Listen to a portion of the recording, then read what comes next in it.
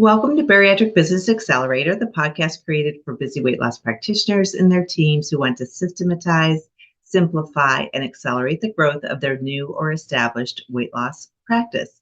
I'm Carol Clark, your host, and today I want to talk about the many ways that we make it really hard on ourselves or our patients when we really don't need to. And sometimes it comes down to really a lack of boundaries or a lack of clear communication. But when it comes to ourselves as practitioners or administrators or team members in the practice, I'll list three different ways that we make it pretty difficult on ourselves.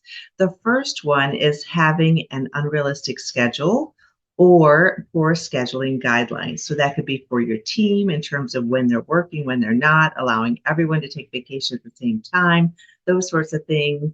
Or it could relate to your patients and having a patient schedule that is overbooked or the wrong patients put into the wrong time slots or overlapping of types of appointments that take a longer period of time versus interspersing those that take less time.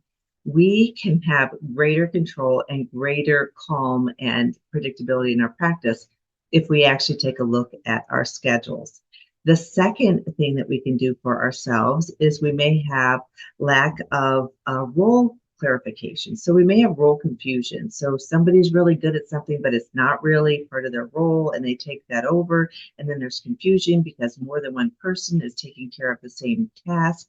They're both doing it different ways, and it ends up creating confusion for the team and for the patient. So role confusion can be another one that can cause us to make our lives and our work more difficult than it needs to be. And the third way that we make it more difficult is we don't have clear expectations for our team and ways to measure that. So our metrics or KPIs.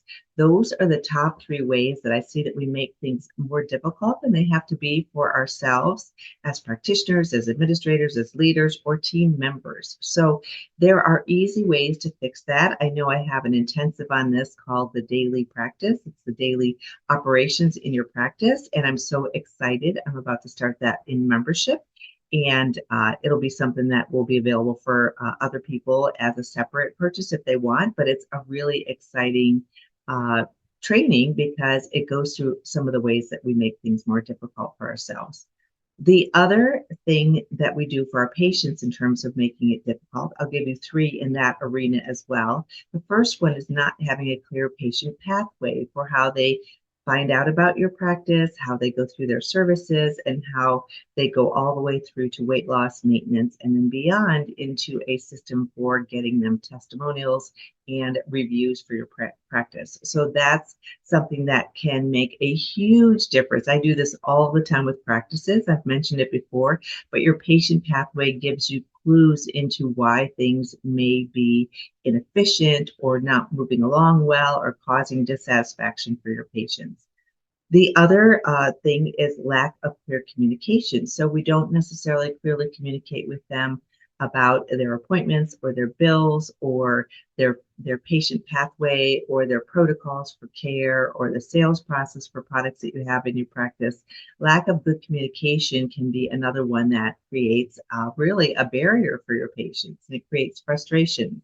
So we have to have a succinct way where we can track all of our communication in one place, whether it's text, phone, or email. Everything's easily accessible by the patient and the team.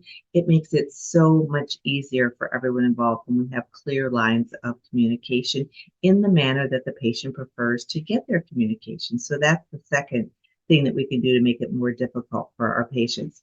The third thing is not having a clear, I'm going to use the word sales process. You may not like that word, but a way for them to convert from somebody who's interested in what you offer into what you actually into actually becoming a patient. So whether it's a sale, whether it's becoming an established patient, we can sometimes make this process really difficult. I even see in some practices where they make it really difficult for a patient to get from that initial inquiry through to a consultation and then through to even weight loss surgery.